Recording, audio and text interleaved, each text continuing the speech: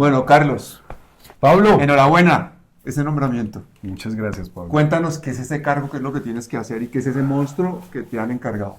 Bueno, a ver, la unidad es quizás uno de los potros más complejos del Estado y yo pues estoy muy agradecido con el presidente por haberme dado la confianza de asumir una institución que además en este justo momento, y creo que tenemos que ser muy cuidadosos con lo que se dice en este momento, porque la entidad está pasando por una crisis complicada.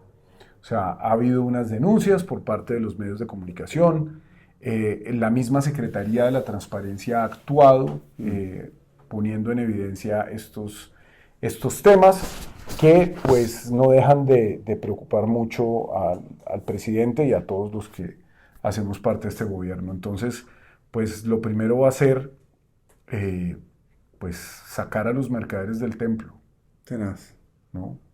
Porque hay algo muy delicado con la entidad, y es que al ser pues, una entidad dedicada al riesgo, a atender las emergencias, tiene unas flexibilidades en su contratación pues, que la hacen particularmente vulnerable a esa cleptocracia que Es lamentablemente decir, ha no tiene gobernado el límite país. de presupuesto porque si hay un maremoto, hay un tsunami, eso tiene un alcance ilimitado, ¿no? De acción. La entidad tiene unos fondos que están en una fiducia, pero puede contratar a través del derecho privado y puede contratar también de manera directa. Digamos que en una entidad que se dedique a, no sé, a atender la construcción de eh, carreteras, por carreteras para expandir la frontera Ujú. urbana, lo que sea, pues eso se licita, una troncal de Transmilenio, pues hay que abrir una licitación y eso toma meses y hay unos pliegos y esto y lo otro.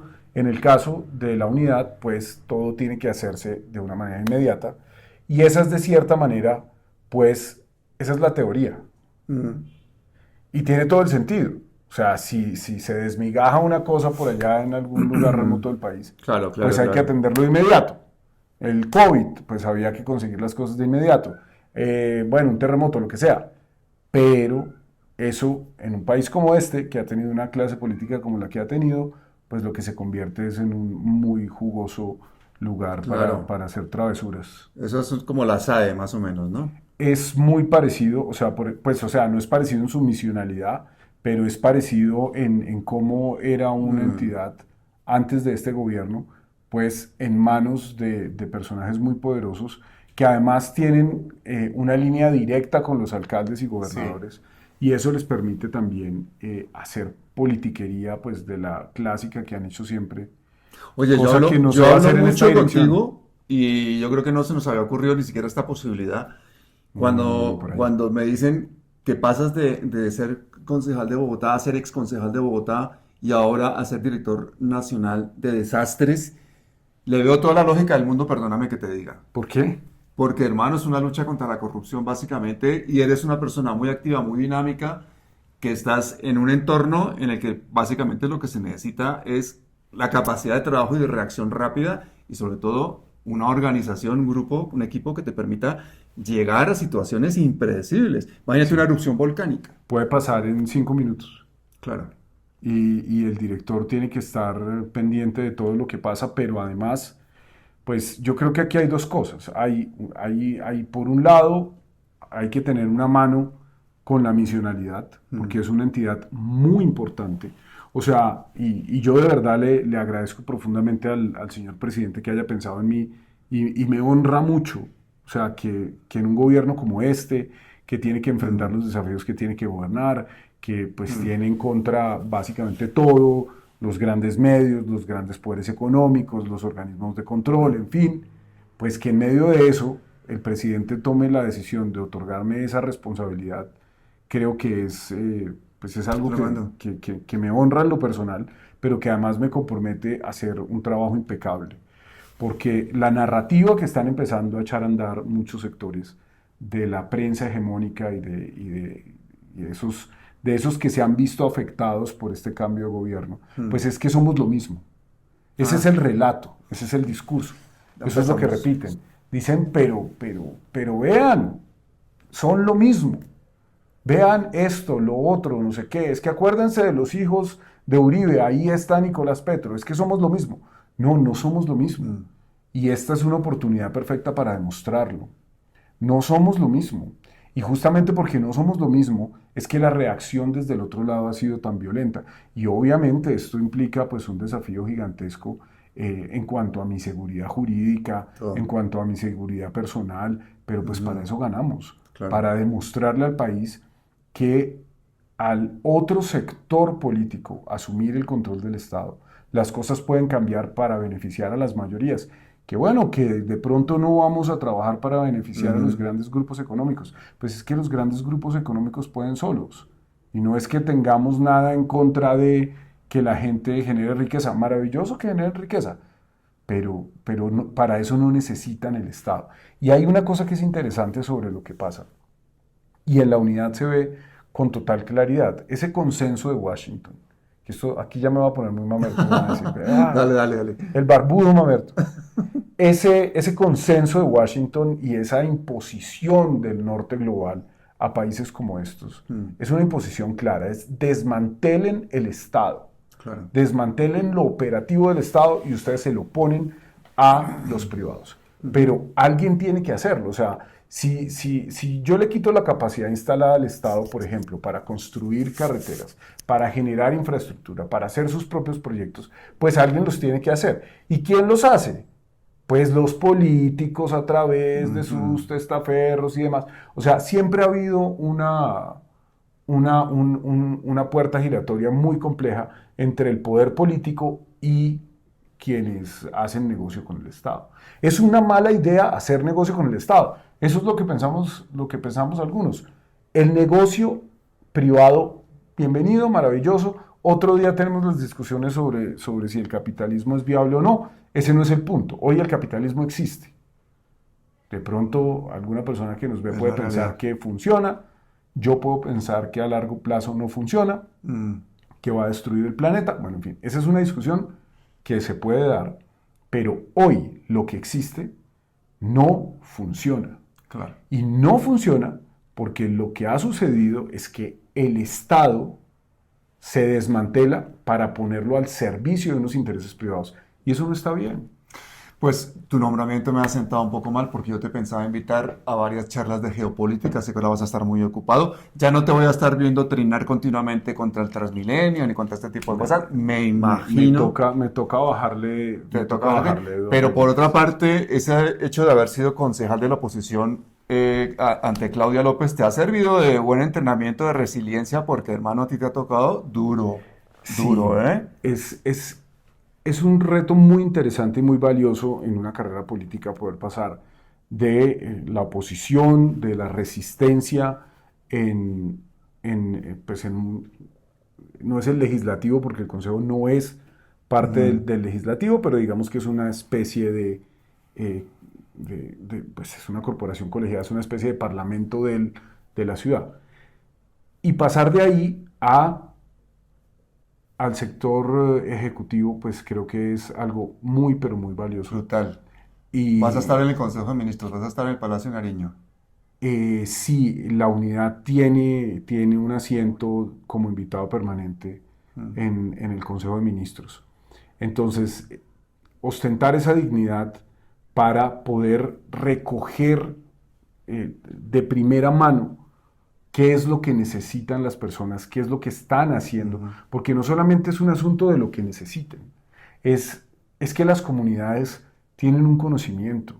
Las comunidades, mira, los grupos humanos, por naturaleza, eso es lo que nos hace lo que somos. O sea, los grupos humanos empiezan a dominar, y esto también lo podemos discutir a profundidad en otro momento. Ah, pero entonces si vas a seguir viniendo a Palabras Mayores. Por supuesto que sí, Bueno, Pablo, por supuesto, pues, encantado. Lo que pasa es espero que que no haya muchas erupciones volcánicas ni desastres naturales para que tengas tiempo.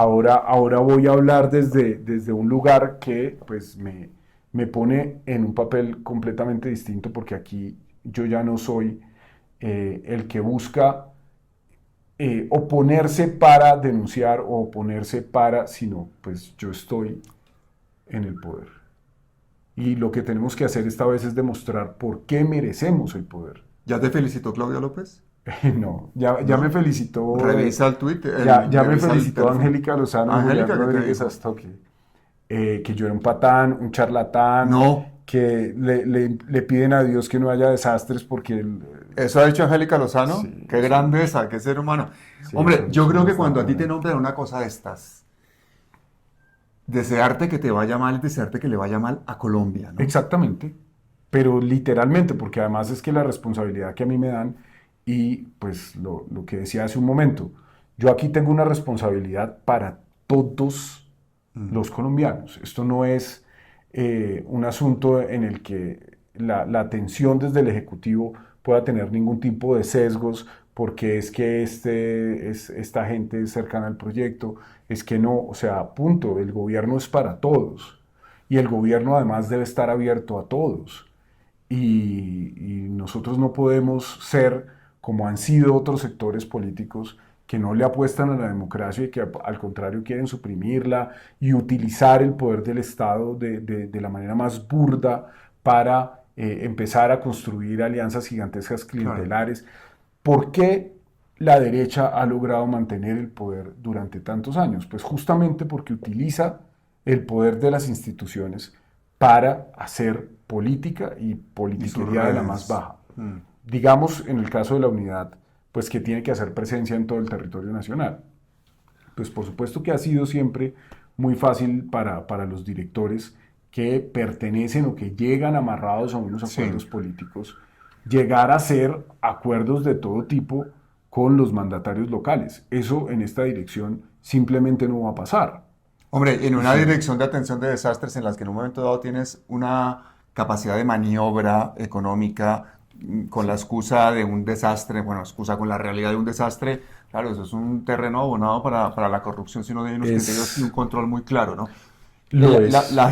La gente le encantaría saber más o menos cuántas personas pueden trabajar en la dirección de atención de desastres en la unidad, cuántas personas están a tu cargo, qué presupuesto tiene todo eso, pero eso es relativo a la situación que hay en ese momento en el país, ¿no? Entiendo. Pues de hecho la unidad es pequeña Ujú. en cuanto a su funcionamiento.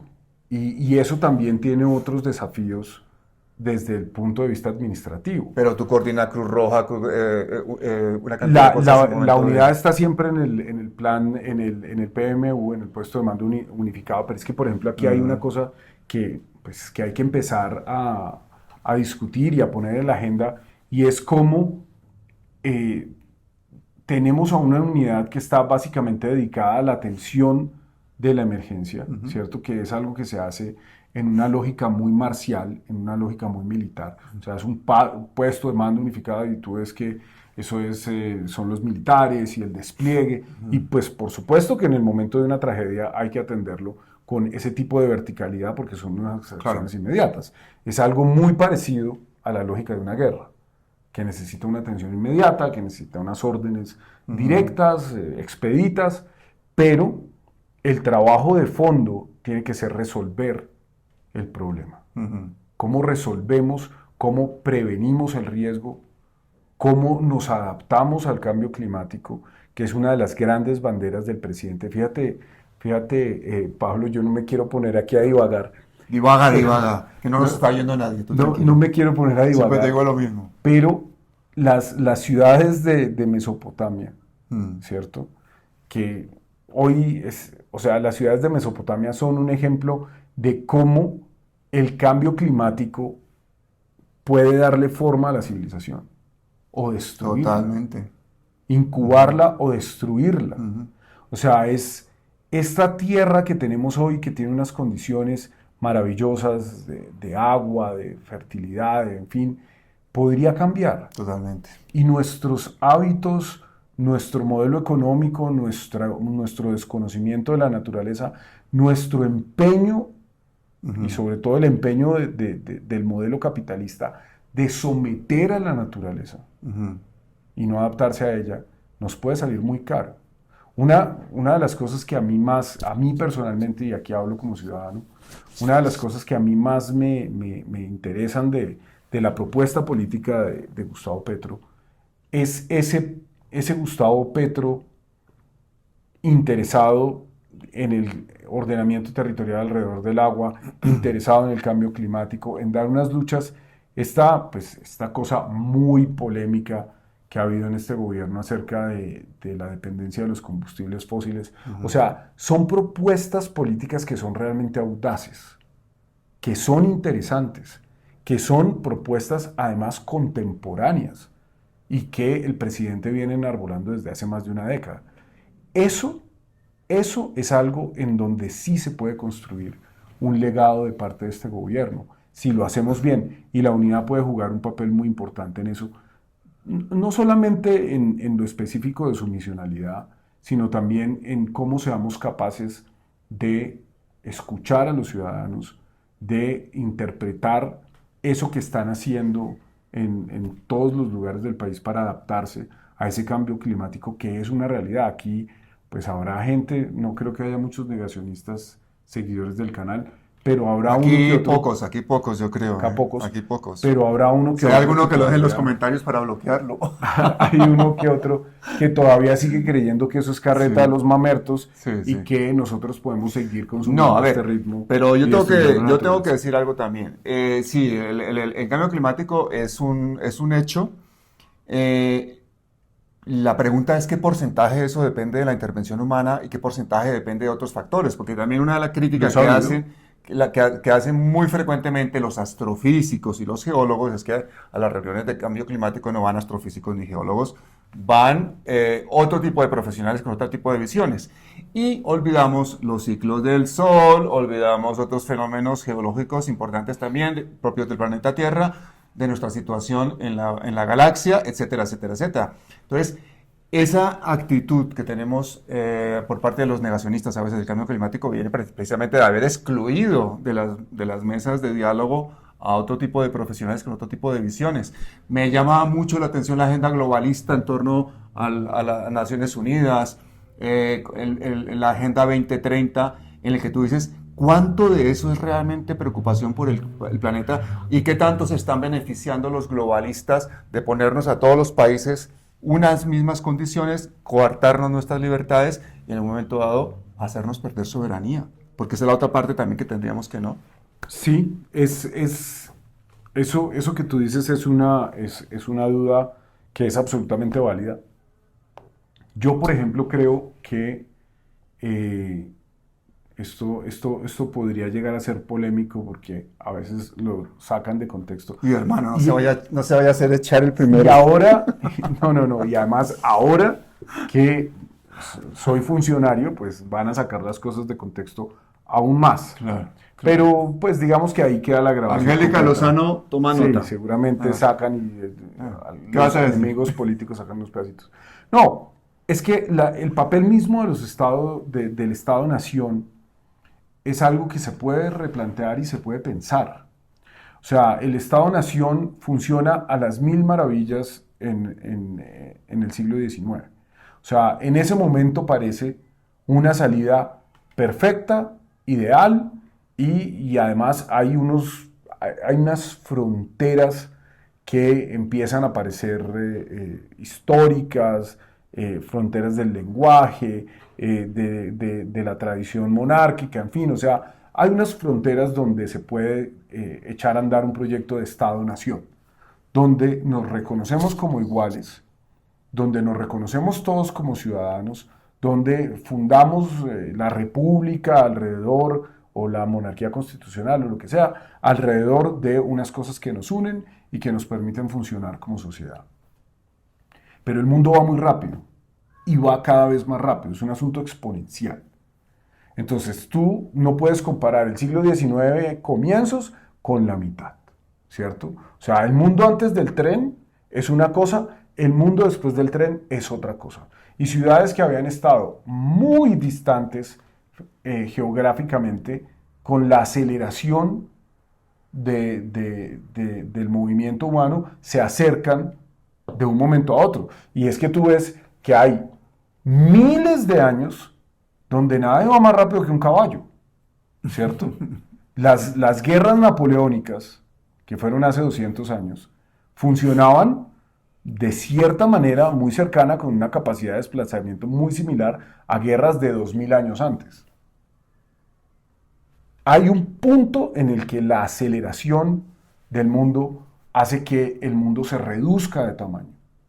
Entonces, no es lo mismo pensar en cómo puede funcionar una sociedad al comienzo del siglo XIX que al final del siglo XIX. Y no es lo mismo lo que es el mundo antes de poder comunicarnos de manera instantánea, como pasa en el siglo XX, pues finales del siglo XIX, que el mundo cuando había que esperar a que llegara la carta. Y hoy, pues el mundo funciona en unas dinámicas completamente distintas que están teniendo un impacto en la sociedad. Yo voy a poner un ejemplo que va a parecer loco, pero no es tan loco si ustedes lo piensan. Piénsenlo y verán. La semana pasada hubo una intensa polémica en las redes sociales por el comportamiento de dos concejales. Concejales de Bogotá. Concejales de Bogotá. ¿Qué hicieron? ¿Quién? El concejal Julián Forero, conocido como Fuchi, y el concejal Ángelo Schiavenato, conocido como Bruce Wayne de Rosario. ¿Ese chico Ángelo Schiavenato puede ser que tenga un Porsche blanco? Sí, claro. Me lo vi por la autopista el otro día. Sí, Yo, a ver, un inciso. ¿Cuál es el mensaje que le lanza alguien a la población en un país en que hay 20 millones de personas viviendo en la pobreza cuando andan en un coche que cuesta lo que se ganarían miles de personas a lo largo de toda su vida para ir por entre unas calles llenas de huecos? Y presumir. Porque yo puedo y presumo de ello. Eso es un mensaje que habría que analizar, ¿no? Y estamos, por supuesto, respetando la propiedad privada y el derecho y todo lo que tú quieras y la libertad de locomoción, la libertad de expresión y todo eso. Pero a mí, sinceramente, yo te puedo decir que en España o en otros sitios no me llamaría la atención ese coche. Habría muchos de esos, pues la gente vive de unas formas bastante dignas y no hay estos mares de pobreza. Pero el mensaje que lanza un concejal de Bogotá en ese despliegue de opulencia, de riqueza, es porque yo puedo, sí. Y en una situación de desigualdad, para empezar, me parece que es una provocación, ¿no? Entonces, no sé, yo no quiero ir más allá. ¿Tú qué opinas de eso? Pero entonces mira lo que pasa con el incidente. ¿Y por qué lo traigo a colación cuando hablo de lo rápido que están cambiando las sociedades en la medida en que cambian también esos medios tecnológicos? Pues está el concejal en una moto. Boom, boom, boom, Alias boom. Fuchi. No, Ángelo. Vale. En una moto patrocinada por Red Bull, una moto de competencia. Sí. Y Fuchi va saliendo de su oficina y dice, vean esta moto, no sé qué, se saludan y empiezan a hacer rugir la moto y a correrla en los pasillos del cuarto piso del consejo. ¿Qué? ¿En el Consejo de Bogotá con una moto? En el cuarto piso. No, esto se volvió ya... O sea, es una cosa de locos. Es una cosa de locos. O sea, al consejo van ciudadanos, hay funcionarios, o sea, están poniendo en riesgo, o sea, son los balcones por donde corren la moto, ¿cierto? Fuchi es el que salió concejal porque era el representante de los moteros. Sí es. Que el otro día salió peleando, diciéndole a no sé qué, usted no sabe quién soy yo. Póngame las esposas. A un agente de la policía. Exactamente. Un concejal de Bogotá peleando con... Pero esos son el dúo dinámico. Son el dúo dinámico. Entonces, se van en la moto y uno dice, pero esto debería ser escandaloso, esto es absolutamente inaceptable, están poniendo en riesgo incluso la vida de las personas que visitan el consejo, la de ellos, bueno, que ellos pongan en riesgo su propia vida, pues es problema de ellos, pero que pongan en riesgo la vida de otras personas, están mancillando la dignidad de la institución y básicamente están haciendo quedar a todo el mundo como un zapato. Claro. Pero las redes sociales lo celebran. TikTok lo celebra. Uh-huh. Porque esta lógica de la frivolidad en la política, pues es algo que hoy impera.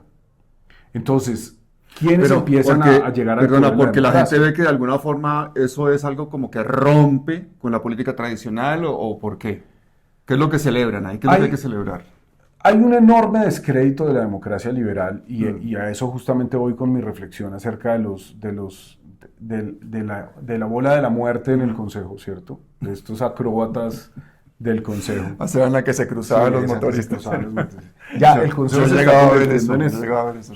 La bola de la muerte. ¡Tan! Entonces, aquí viene el concejal del Partido Liberal y aquí el del Partido Conservador, y uno va en una moto roja y otro va en una moto azul, y estamos construyendo una democracia espectacular que responde también a una crisis absoluta de las democracias liberales. Sí, total. La gente no cree en las instituciones, la gente no cree en que la democracia puede llegar a hacernos vivir mejor. Entonces, cuando además la discusión política se convierte en algo absolutamente frívolo, donde no estamos hablando ni de ideologías, ni de cuáles son las visiones que tiene cada uno de la sociedad, o sea, nos guste o no, el quehacer político está absolutamente empapado de filosofía por donde tú lo mires. O sea, la política puede ser cualquier cosa excepto frivolidad.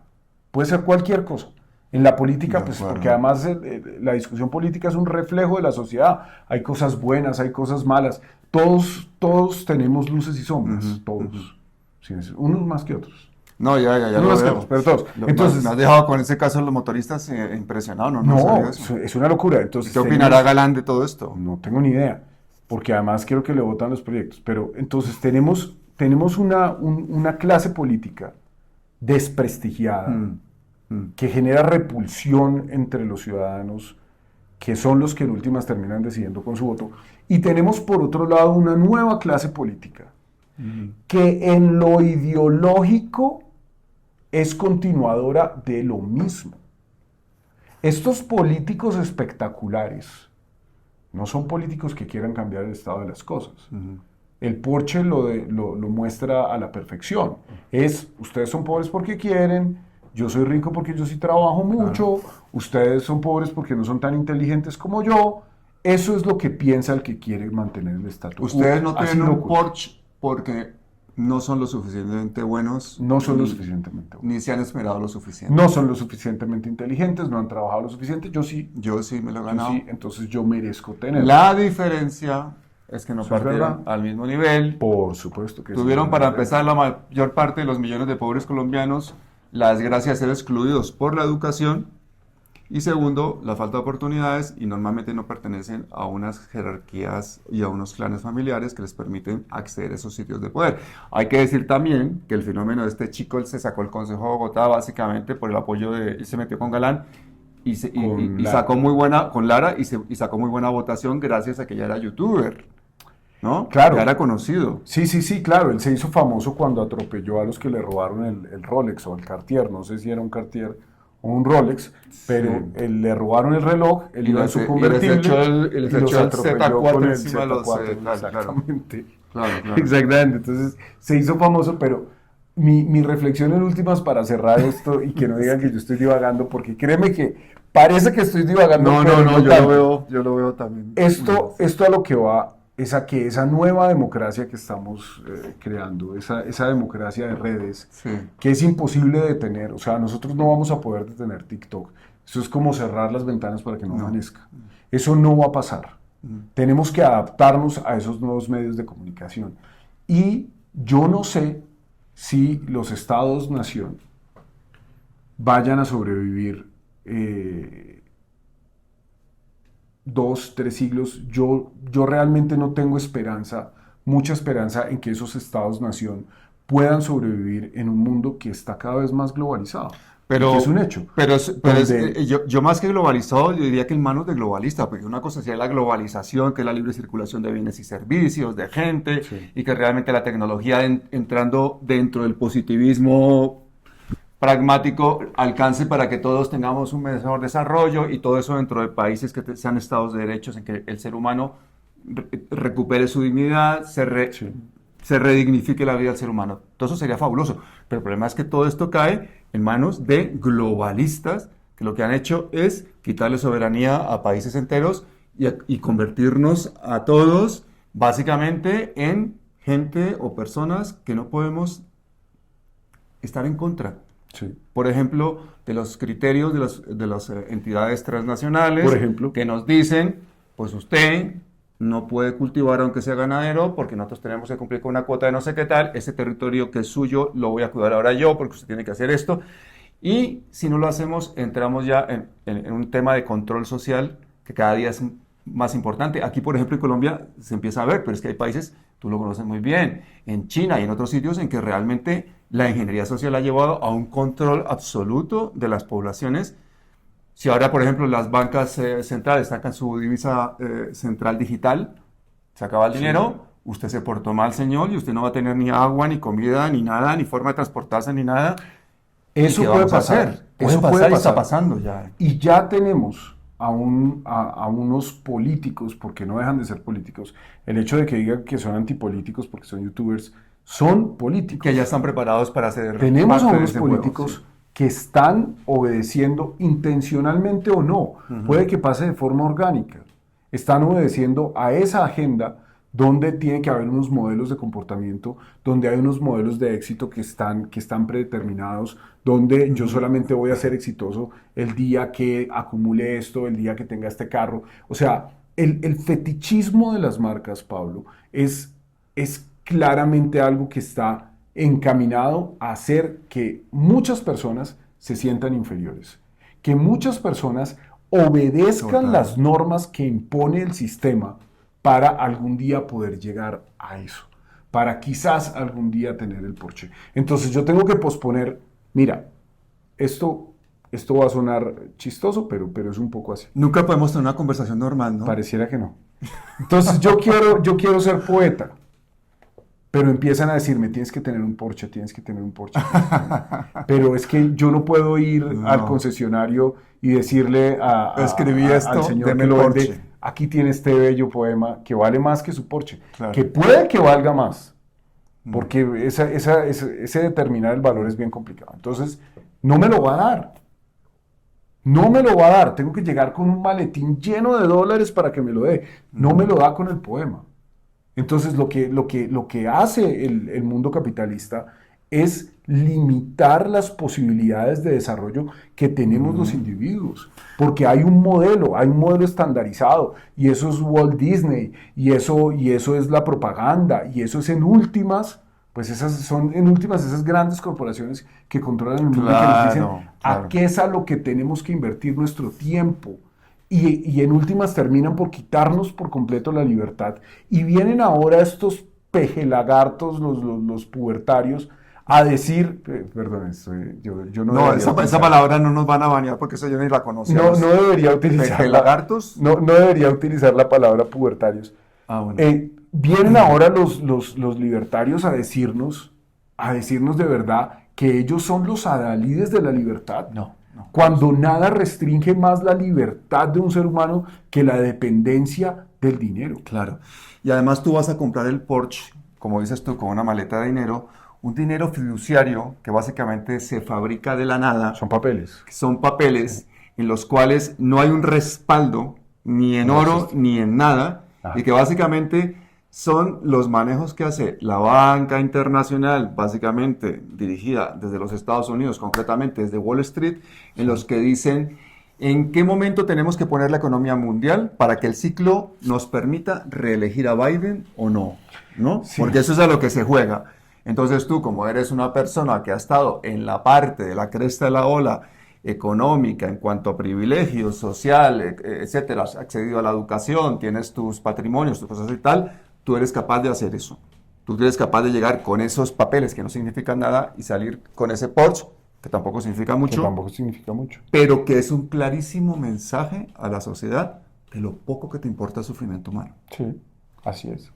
Hermano, Toda la yo te razón. deseo Pablo, muchísima suerte en tu trabajo, pero te muchísimas tengo que preguntar gracias. una cosa.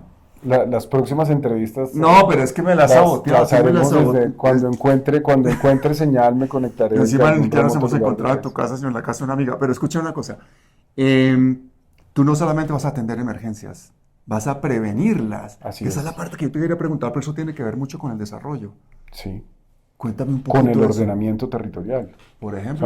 sea, han hecho muchas críticas a mi nombramiento porque dicen que por qué me pone el presidente en esto si yo soy diseñador industrial. Bueno, yo estudié diseñador, yo soy diseñador industrial y no tengo ninguna vergüenza de haberlo hecho. O sea, Yo me gradué de la Universidad Nacional, después fui estudiante becado en otro país. No tendría por qué avergonzarme de hablar los idiomas que hablo o de haber estudiado lo que he estudiado.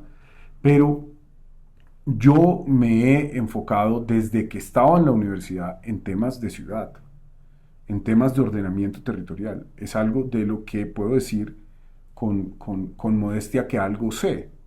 Y el problema de la prevención, de la prevención del riesgo tiene mucho que ver con la forma en que ocupamos el territorio.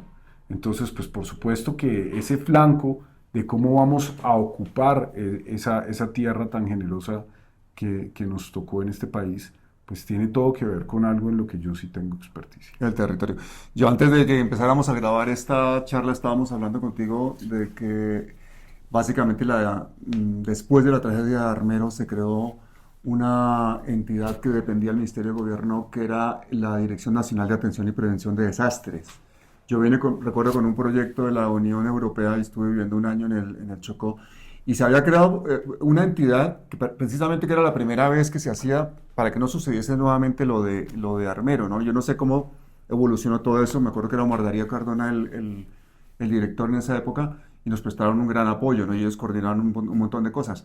Pero básicamente cuando terminamos nosotros el proyecto en el Chocó, que era hacer acueductos por gravedad, educar promotores de salud, equipar el hospital de Quibdó, todo eso fue cuando fui muy consciente de la peligrosidad de este país, porque se nos replegaba la guerrilla, nos íbamos por el atrato para arriba, me boleteaba, bueno, una locura de proyecto. Y cuando terminamos, se acaba de crear la embajada de la Comunidad Europea en Bogotá hacía poco tiempo, y tenían dinero, pero no tenían proyectos. Y entonces me preguntó el embajador qué proyecto pensaba yo que sería útil para Colombia. Y yo se lo pregunté al director de la Dirección Nacional de Atención y Prevención de Desastres, Omar Darío Cardona, y me dijo, reasentamiento de pueblos en el Pacífico colombiano.